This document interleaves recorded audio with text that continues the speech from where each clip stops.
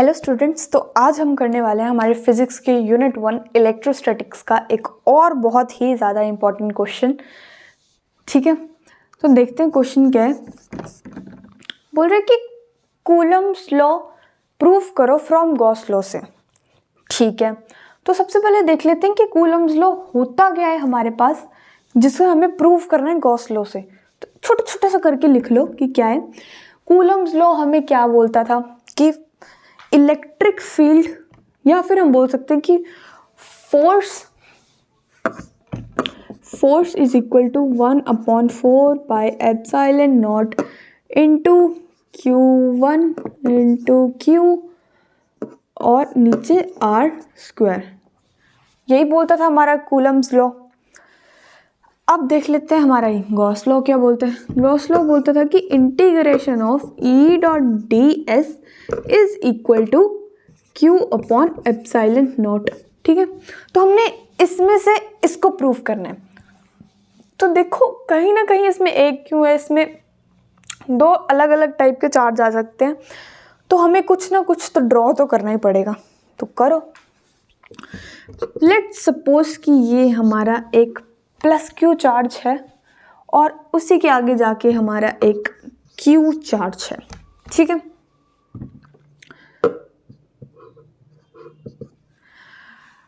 अब हम सपोज करते कि इनके बीच की जो डिस्टेंस है ना, लेट दैट बी R, और Q के रिस्पेक्ट में हमें गॉसियन सरफेस बना लेते हैं, क्योंकि फ्लक्स की बात हो रही है तो है ना, कहीं ना कहीं सरफेस तो हमें चाहिए ही है।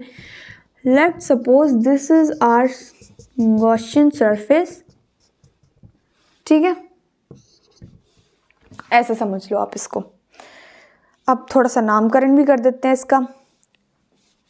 ये इस पॉइंट को P मान लेते हैं। डिस्टेंस क्या हो गया हमारा, R हो गया, है ना, और वहाँ तो Q है ही है। बाकी ये हुआ क्या हमारा E वेक्टर, ये नहीं भूलना आपने, E वेक्टर। ठीक है, तो चलो अब देखते हैं। सबसे पहले तो इसके बारे में थोड़ा सा ब्रीफ करना हमें इम्पॉर्टेंट है कि let +Q and Q be two charges lying at a distance r apart from each other in free space। फिर आगे हमने क्या किया, गॉसियन सरफेस बनाया, तो हम बोलेंगे draw a Gaussian surface with radius r then from Gauss theorem. ठीक है, तो लिख दो, है ना, लिखो कि let +Q and Q be the two charges at distance r apart from each other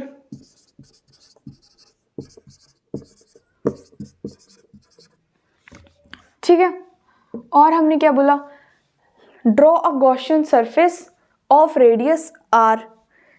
इसको हम बोलते हैं कि apart from each other in free space, है ना, वो बहुत इंपॉर्टेंट है। In free space then draw a Gaussian surface with radius r। तो ये एक बहुत ही इंपॉर्टेंट, ब्रीफ करना एक बहुत ही इंपॉर्टेंट चीज़ हो जाती है हमारे पास, क्योंकि इसके एग्जाम्स में नंबर मिलते हैं, है ना। फिर हम बोलेंगे कि then from Gauss theorem we know that, then from Gauss theorem क्या बोलती है गॉस थ्योरम हमें, integration of E dot D S is equals to Q/ε0। यही बोलती है ना। कर दो इंटीग्रेशन इसकी, इसका क्या हुआ, E ds की इंटीग्रेशन हुई। हमने पीछे भी पढ़ा था कि उसमें क्या हुई थी, 4πr²। ये आपको एक याद करना पड़ेगा, नहीं तो इसका अगर समझने जाओगे तो बहुत थोड़ा कॉम्प्लिकेटेड हो जाता है। तो इजीली याद रखोगे ds की इंटीग्रेशन है 4πr²। ठीक है, और यहाँ पे क्या है, Q/ε0। इसको इधर भेज दो तो हमारे पास क्या बना, E is equals to Q/4πε0 r², है ना, यही बना हमारे पास। तो ये देखो कहीं ना कहीं हमारे पास E आ गया, ई हमारे पास आ गया। अब हमें क्या निकालना है, एफ निकालना है, यानी कि क्यू। तो हम यहाँ पे एक चीज लिखेंगे कि the force experienced by plus Q charge due two plus Q. देखो लिखो, बहुत ही इंपॉर्टेंट चीज लिखनी जरूरी है। लिखोगे कि the force experienced by Q charge from plus Q charge is given by, यहाँ लिखोगे आप F is equals to plus Q cube 4 pi epsilon naught into R square. यही होता है आपका कूलम्स लॉ, है ना। तो सिंपल सा था। बोलते हैं सबसे पहले हमने क्या किया, सबसे पहले हमने किया कि इन दोनों के बारे में एक बार लिख दो कि है ना, आपको आइडिया लग जाएगी क्वेश्चन स्टार्ट कहाँ से करना है। तो हमने सबसे पहले दो चार्ज लिए, है ना। चार्ज के अकॉर्डिंग एक गॉसियन सरफेस बनाया और डिस्टेंस हमने बीच का लिया r, ठीक है।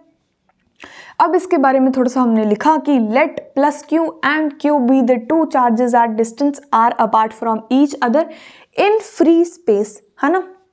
उसके बाद हमने लिखा कि draw a Gaussian surface with radius R. हमने एक गॉसियन सरफेस ड्रॉ किया और उसके अकॉर्डिंग हमने अपना गॉस थ्योरम लगानी शुरू की। गॉस थ्योरम क्या होती है, integration of E dot D S, है ना, which is equals to Q upon epsilon naught. अब हमने इंटीग्रेशन की इसकी, तो डी एस की इंटीग्रेशन क्या होगी, 4 pi r square. 4 pi r square को जब हमने दूसरी साइड भेजा तो ये क्या बन गया, E is equals to Q upon में 4 pi epsilon naught R square.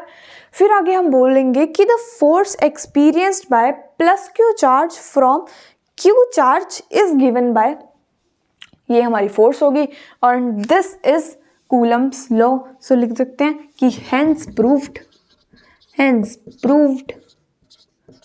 यही था सिंपल सा हमारा Coulomb's law from Gauss law.